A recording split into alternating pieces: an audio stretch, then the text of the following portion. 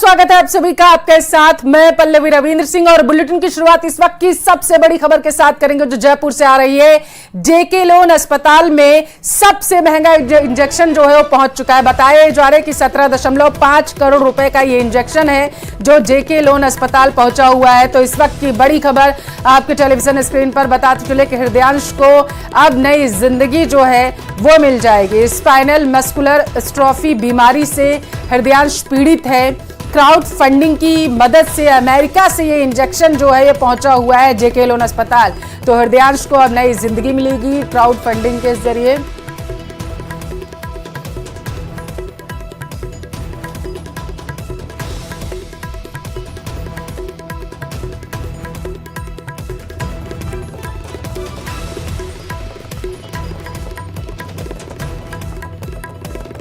और ज्यादा जानकारी के साथ जेके लोन अस्पताल से हमारे साथ लाइव जुड़ चुके हैं आसिफ खान।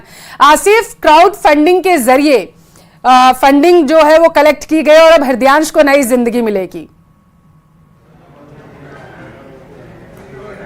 बिल्कुल पल्लवी, आप इस समय मैं जेके लोन हॉस्पिटल में मौजूद हूं और आप मेरे पीछे देख सकते हैं ये पेडियाट्रिक इंटेंसिव केयर यूनिट 3 यानी बाल गहन चिकित्सा इकाई है और यही वो जगह है जहां पर डॉक्टर्स के साथ में हृदयांश जो है वो अंदर है और एक मेथड के तहत जो है वो इंजेक्शन हृदयांश को दिया जा रहा है। और पिछले 3 महीने पहले अगर मैं इस पूरे घटनाक्रम का बैकग्राउंड आपको बताऊं तो पिछले 3 महीने पहले ये जो रेयर डिजीज है इस बच्चे में पाया गया था हृदयांश के अंदर। और इसके बाद में डीजीपी ने आम तौर पर यह अपील की थी कि जो है क्राउड फंडिंग जितने भी लोग इसमें योगदान दे सकें ताकि एक मासूम की जान बचाई जा सके। और ना केवल डीजीपी ने ये अपील की थी बल्कि कई आईपीएस ऑफिसर्स ने भी ये अपील जो है वो लोगों के साथ में की थी। उसका नतीजा ये हुआ कि पिछले 3 महीने के अंदर क्राउड फंडिंग के जरिए वो पैसा इकट्ठा हुआ। हालांकि एक बहुत बड़ा अमाउंट था, बहुत ज़्यादा पैसे थे, लेकिन लोगों ने सद्भावना के तहत ये पैसा इकट्ठा किया और हृदयांश के माता पिता तक पहुंचा और उसके बाद जाकर जो है इस इंजेक्शन का इंतज़ाम किया गया। चूंकि ये इंजेक्शन हमारे देश में उपलब्ध नहीं है, इसे यूएस से मंगवाया गया। ये इंजेक्शन आज यहाँ पर पहुँच चुका है और इसी जो आप इन तस्वीरों के जरिए देख रहे हैं ये जो बच्चों की जो यूनिट है इसी के अंदर उसको वो इंजेक्शन दिया जा रहा है। कुछ ही देर के अंदर जो है हृदयांश को इंजेक्शन पूरी तरीके से दे दिया जाएगा और उम्मीद ये जताई जा रही है कि जो लाखों लोगों ने दुआएं की हैं और जो लोगों ने क्राउड फंडिंग के जरिए इस इंजेक्शन को अमेरिका से लेकर भारत तक माता पिता के चेहरे पर इस वक्त जो मुस्कान होगी वो देखने लायक होगी। रिपोर्ट्स के बारे में क्या जानकारी मिल पाई है हृदयांश के कि सारी रिपोर्ट्स नॉर्मल हैं और जैसा इंजेक्शन की आपने बात कही कि जल्दी लगेगा, टाइमिंग पता चल पाई कब लगेगा? देखिए पल्लवी, रिपोर्ट सारी पॉजिटिव है और हृदयांश इस समय पूरी तरीके से इंजेक्शन लेने के लिए तैयार है। वो अंदर है। जिस गैलरी की तस्वीरें आप देख रहे हैं यहाँ पर सभी को रोका हुआ है और अंदर ये इंजेक्शन देने की प्रक्रिया जो है वो जारी है। साथ ही साथ पल्लवी जो यहाँ पर मौजूद सूत्र हैं वो ये बता रहे हैं कि इंजेक्शन एक बार में जैसे आमतौर पर दूसरे इंजेक्शन साधारण तरीके से दिए जाते हैं, इसका मेथड थोड़ा अलग है। ये थोड़ा स्लो प्रोसेस में शायद जो जानकारी है उसके मुताबिक मुश्किल से आधा घंटा या 40 मिनट जो है वो इसमें और लगेंगे। उसके बाद में ना केवल डॉक्टर जो है वो पल्लवी बाहर आ जाएंगे बल्कि साथ ही साथ जो है वो हृदयांश के माता पिता अंदर मौजूद हैं, बच्चा भी अंदर है। उसके बाद डॉक्टर्स क्या कहते हैं और क्या नतीजे इसके निकलकर सामने आते हैं, कितनी जो है प्रिकॉशंस आगे लेने हैं और क्या आगे जो है वो मेडिकल ट्रीटमेंट उसका चलेगा, इसका इंतजार हम लोग भी कर रहे हैं। यहाँ पर काफ़ी लोग इकट्ठा हैं, वो भी जानना चाहते हैं कि सक्सेसफुली इसे इंजेक्ट किया गया है और आगे की क्या प्रक्रिया रहेगी। ये डॉक्टर्स कुछ ही देर के अंदर आधा घंटा लगभग हो चुका है इंजेक्शन लेने के बाद बहुत हद तक मुमकिन है। ऑब्जर्वेशन में रखा जाएगा क्या?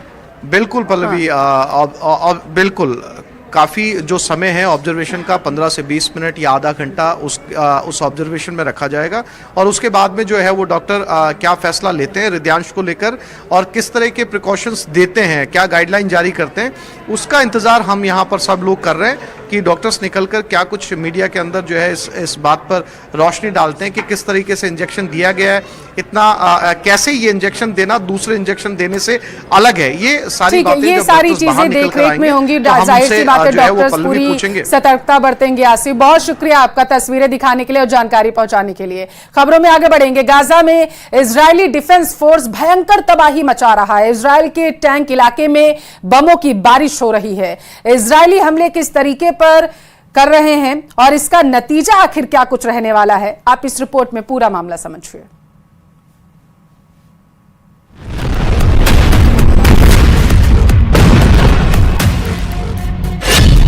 दक्षिण में रफा, मध्य में जेटोन और उत्तर में जबालिया।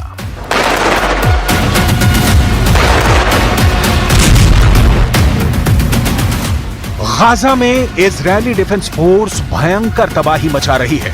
इजरायल के टैंक इलाके में बमों की बारिश कर रहे हैं। इजरायल का दावा है कि ये वो इलाके हैं जहां हमास के आतंकी छिपे हुए हैं।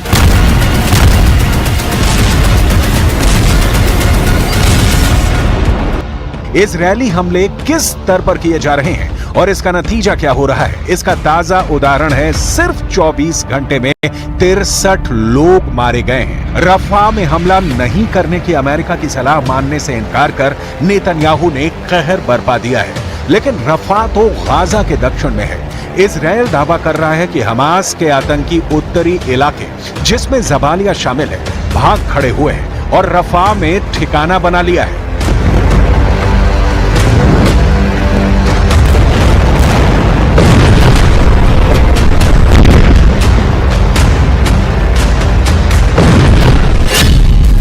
सवाल है, फिर जबालिया में इजरायल ने टैंक क्यों उतार दिए हैं?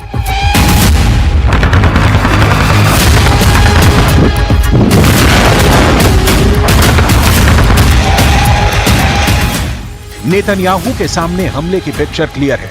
जब इजरायली डिफेंस फोर्स को शंका हुई कि जबालिया में हमले खत्म होने के बाद अब फिर से हमास के आतंकी घुसपैठ करने लगे हैं, तो उसने दोबारा हमला शुरू कर दिया। जबालिया के बारे में डिटेल आपको भी जरूर जाननी चाहिए। जबालिया गाजा के 8 ऐतिहासिक शरणार्थी कैंपों में सबसे बड़ा है। जबालिया रिफ्यूजी कैंप में करीब 1 लाख लोग रहते हैं। 1 नवंबर 2023 को इजरायल ने जबालिया कैंप पर हमला किया था। इस हमले में करीब 100 लोगों की मौत हुई थी और 150 से ज्यादा लोग जख्मी हो गए थे।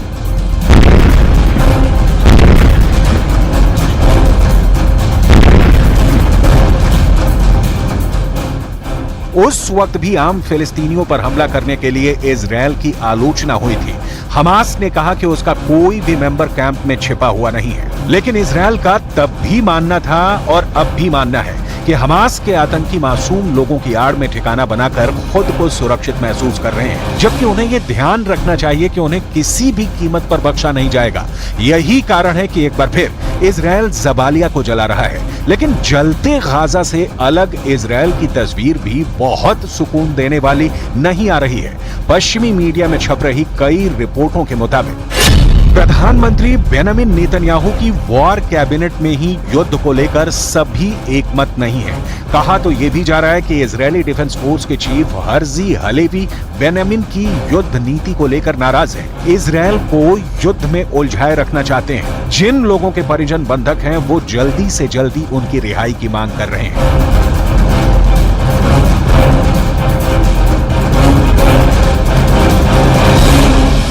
लेकिन इजरायल में गाजा फंसा हुआ है। बंधकों की जल्दी रिहाई के लिए जितनी भी नेतन्याहू की कोशिशें हैं, रंग लाती नहीं दिख रही हैं और बीतते दिनों के साथ बंधकों के परिजनों का धैर्य जवाब देता जा रहा है। अब सवाल है कि नेतन्याहू के पास युद्ध के अलावा विकल्प भी नहीं है। नेतन्याहू यही कर रहे हैं, इसलिए उन इलाकों में इजरायल फिर से हमले कर रहा है जिसे वो खुद मान चुका था कि यहां से हमास के आतंकियों का सफाया किया जा चुका है। नेतन्याहू के सामने मुश्किल सिर्फ घरेलू मोर्चे पर नहीं है।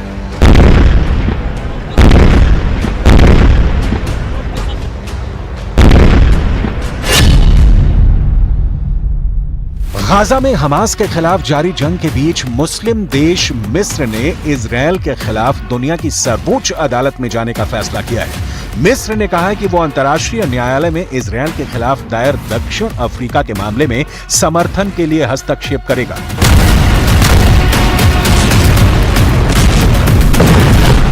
कि ये नहीं बताया गया कि यह हस्तक्षेप किस प्रकार का होगा।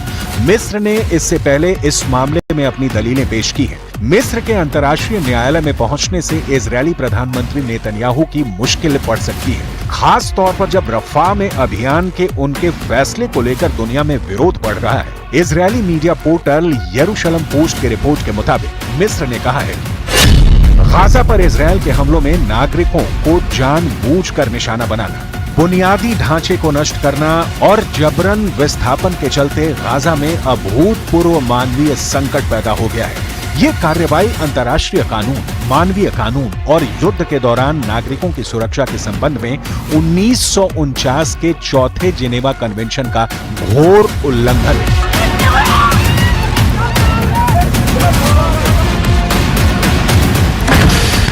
दक्षिण अफ्रीका ने अंतर्राष्ट्रीय न्यायालय में कहा है कि 15 लाख लोगों के लिए रफा के अलावा भागने के लिए कोई जगह नहीं है। गाजा का बड़ा हिस्सा मलबे में तब्दील हो चुका है। अगर रफा को इसी तरह नष्ट कर दिया जाता है तो इस क्षेत्र में फिलिस्तीनी जीवन के बच पाने की बहुत कम संभावना होगी। लेकिन इजरायल इस तरह की अपील और दलील बहुत पहले ठुकरा चुका है और जिस लेवल पर गाजा पर टूट रहा है उसे देखकर नहीं लगता कि फिलहाल रुकने वाला है। 7 अक्टूबर 2023 के बाद से गाजा पट्टी में मरने वालों की संख्या 35,000 से अधिक हो गई है और कहां जाकर रुकेगी खुद नेतन्याहू नहीं जानते।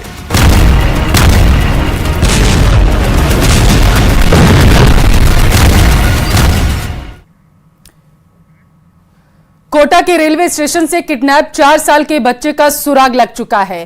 पूरी वारदात के पीछे हरियाणा गैंग शामिल थी, ऐसी जानकारी है। गैंग राजस्थान में बच्चे चोरी करने की वारदातों को अंजाम दे रहा था। जयपुर में आज इस पूरे मामले का जीआरपी ने खुलासा किया।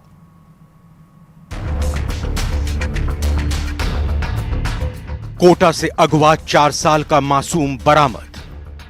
कल रात्रि में इस गैंग के 5 मेंबर पकड़े गए। जयपुर के विद्याधर नगर के डेरों से हुआ बच्चा बरामद। अपने जयपुर में एक जगह इनके डेरे आए हुए हैं जहां पे ये अस्थायी ढांचे बना के रहते हैं, वहां पर भी कार्रवाई की जाएगी। हरियाणा के गैंग ने दिया वारदात को अंजाम। जो कि ये मूलतः भिवानी के रहने वाले हैं। इसमें एक महिला भी शामिल है, अभी और तफ्तीश भी हो रही है। मासूम के साथ 14 साल का एक और बच्चा भी बरामद। ये 10 साल पहले अपहृत किया गया बच्चा जो उस समय 4 साल का था और अब ऑब्वियसली 14 साल का हो गया, उसको भी इनके कब्जे से हमने दस्तयाब किया है। पुलिस गिरफ्त में खड़े ये वही आरोपी हैं जिनके गिरफ्त से 4 साल के मासूम को पुलिस ने बरामद किया है। एक बड़े ऑपरेशन को पुलिस और कोटा जीआरपी ने मिलकर पूरा किया। बच्चे की बरामदगी के लिए जीआरपी कोटा, अजमेर और जयपुर पुलिस की 5 टीमों ने करीब 280 किलोमीटर के इलाके में 470 सीसीटीवी खंगाले। तब जाकर बच्चे को चुराने वाले इस गैंग का पर्दाफाश हुआ। 4 साल के बच्चे का मामला था, अपने आप में बहुत गंभीर मामला था। आजकल आरपीएफ के भी सीसीटीवी रहते हैं और भी व्यवस्था रहती है, तो सीसीटीवी देखने से कुछ चीजें समझ में आई। उसके बाद में टीम ने पूरा होमवर्क किया। अभय कमांड जो कोटा पुलिस का अपना एक सेंटर है, वहां के कैमरे भी देखे गए। कल रात्रि में इस गैंग के 5 मेंबर पकड़े गए। पुलिस की माने तो आरोपियों ने 6 मई को कोटा रेलवे स्टेशन से बच्चा चोरी करने के लिए जिस बाइक का इस्तेमाल किया वो भी चोरी की थी। पुलिस की माने तो इनका मकसद बच्चे को चोरी कर उसका इस्तेमाल मदारी के खेल में जमूरा बनाने के लिए करना था। देखिए, जो हमको प्राइमरीली समझ में आया है कि आजकल बंदर, भालू, इनका प्रयोग तो लीगली बैन है, पर आपने कई बार सड़क किनारे अदरवाइज देखा हुआ करतब दिखाते हैं। रिंग में से कोई निकल रहा है, और रिंग में से निकल रहा है, रस्सी पे चल रहा है, उस तरह का ये। फिर इस गैंग के मेंबर क्योंकि कई बार दूसरे काम भी कर लेते थे, कोई शादी ब्याह में जैसे बर्तन मांजने का काम है, तो अच्छा इन्होंने। पुलिस के मुताबिक बच्चा चोर गिरोह का मास्टरमाइंड मुकेश मदारी है, जो हरियाणा के भिवानी का रहने वाला है। पुलिस ने आरोपियों के पास से 10 साल पहले अगवा किए गए एक बच्चे को भी बरामद किया है। ये 10 साल पहले अपहृत किया गया बच्चा जो उस समय 4 साल का था और अब ऑब्वियसली 14 साल का हो गया, उसको भी इनके कब्जे से हमने दस्तयाब किया है। यद्यपि उसके बारे में निश्चयात्मक अनुसंधान अभी जारी है, क्योंकि विगत रात्रि को ही दस्तयाब हुआ है। अब तक की जांच में पुलिस को पता चला है कि आरोपी मुकेश परिवार के साथ 5 मई को अजमेर के किशनगढ़ में एक शादी समारोह में सफाई के ठेके पर आए थे। यहां पर उसने अपना फोन मां को दिया और चोरी की बाइक लेकर कोटा रेलवे स्टेशन बच्चा चोरी करने पहुंच गए। लेकिन इस ऑपरेशन में लगी टीमों ने पूरे गैंग का पर्दाफाश कर दिया और बच्चे को सकुशल बरामद कर लिया। जयपुर से न्यूज़ 18 राजस्थान के लिए विष्णु शर्मा की रिपोर्ट। अगर आप बिना जांच पड़ताल के ब्लड चढ़वा रहे हैं या ब्लड बैंक से मिलने वाले खून पर आंख बंद करके भरोसा कर रहे हैं तो यह आपके लिए जानलेवा साबित हो सकता है, क्योंकि राजस्थान में 3 महीने के अंदर दूसरी बार गलत या खराब खून ने किसी मरीज की जान ले ली। यकीन नहीं हो रहा है तो रिपोर्ट में देखिए। राजस्थान में मरीजों की जान से खिलवाड़।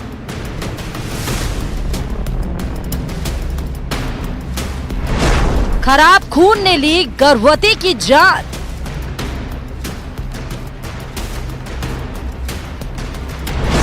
स्वास्थ्य विभाग की जांच में चौंकाने वाला खुलासा।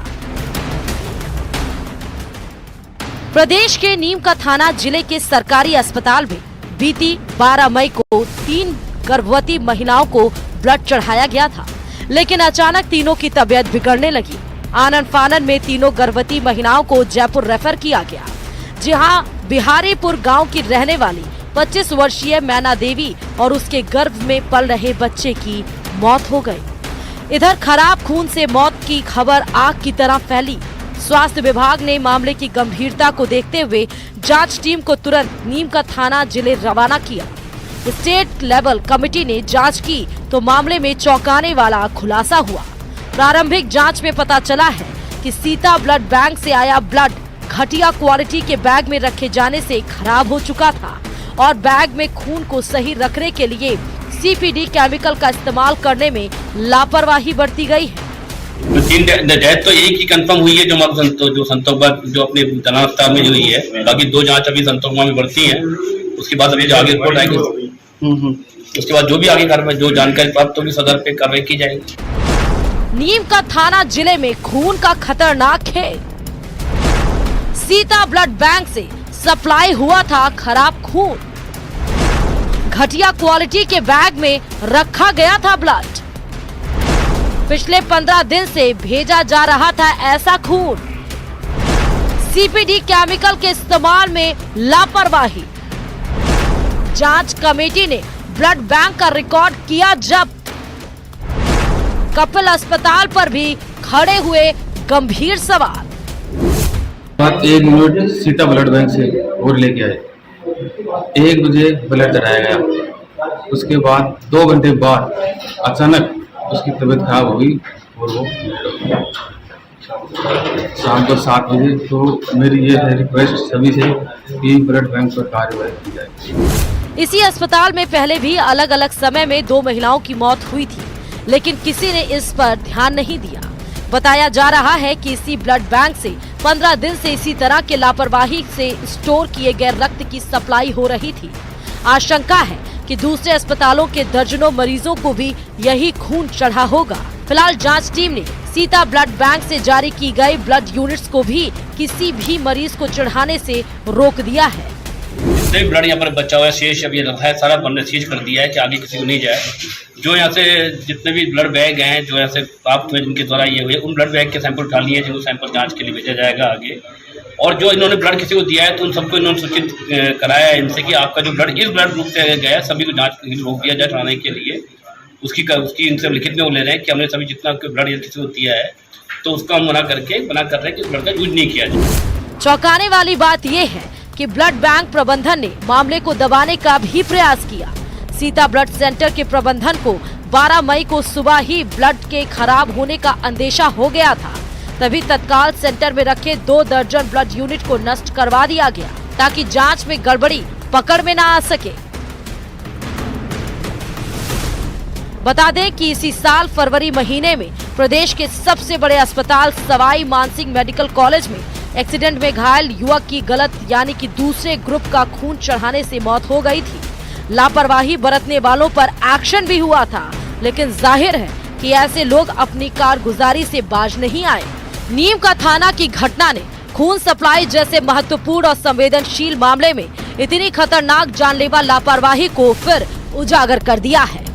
न्यूज़ 18 राजस्थान के लिए सीकर से संदीप कुमार की रिपोर्ट।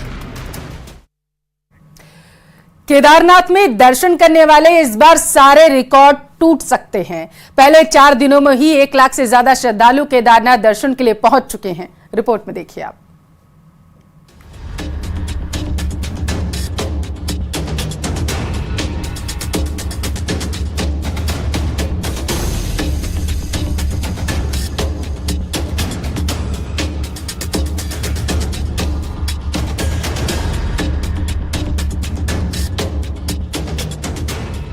केदारनाथ धाम में भक्तों के सारे रिकॉर्ड टूट गए हैं। 4 दिनों में 1 लाख से ज्यादा भक्त यहां दर्शन को पहुंचे हैं।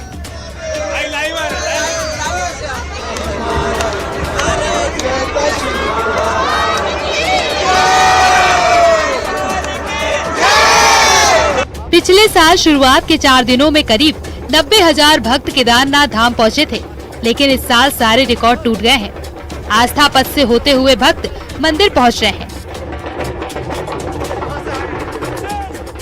भक्तों की भारी भीड़ के बाद भी दर्शन जारी रखने के लिए प्रशासन जुटा हुआ है।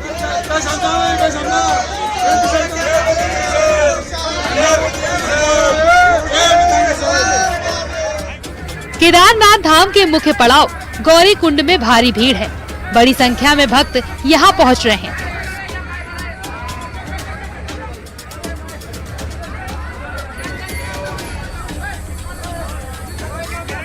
वहीं बद्रीनाथ धाम में दूसरे दिन भी भक्तों की भारी भीड़ है।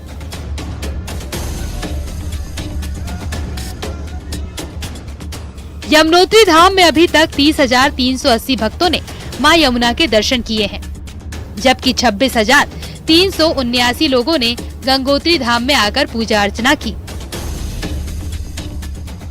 वहीं चारों धाम में उमड़ रही भीड़ की वजह से कई बार जाम की स्थिति भी बन रही है, जिसे पुलिस प्रशासन की टीम खुलवा रही है। वहीं सीएम धामी ने भी चारों धामों में आने वाले श्रद्धालुओं से सभी जानकारी लेकर यात्रा करने की अपील की है, ताकि कोई दिक्कत श्रद्धालुओं को ना हो।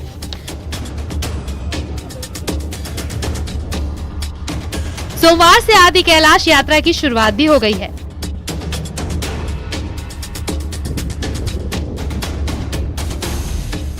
हल्द्वानी के काठ गोदाम से 49 यात्रियों का पहला दल यात्रा के लिए रवाना हुआ है। ये सभी यात्री बाबा नीम करोरी, जागेश्वर धाम, चितई और गूंजी से होते हुए आदि कैलाश पहुंचेंगे। आदि कैलाश यात्रा को माओ मंडल विकास निगम करा रहा है। वहीं जून महीने तक यात्रा के लिए 488 यात्रियों ने रजिस्ट्रेशन किया है। वहीं दूसरी ओर 4 धाम यात्रा को लेकर बड़ा फैसला लिया गया है। मुख्यमंत्री पुष्कर सिंह धामी ने यात्रा मजिस्ट्रेट की तैनाती का आदेश दिया है। चमोली, उत्तरकाशी और रुद्रप्रयाग में यात्रा मजिस्ट्रेट तैनात किए गए हैं।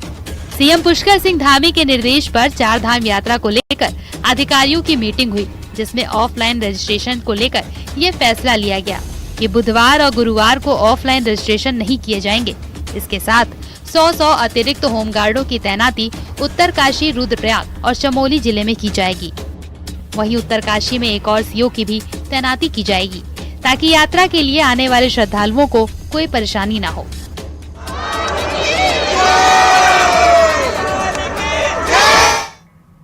और चलिए इसी के साथ फिलहाल के लिए इस बुलेटिन में बस इतने हैं। रुकते हैं एक छोटे से ब्रेक के लिए।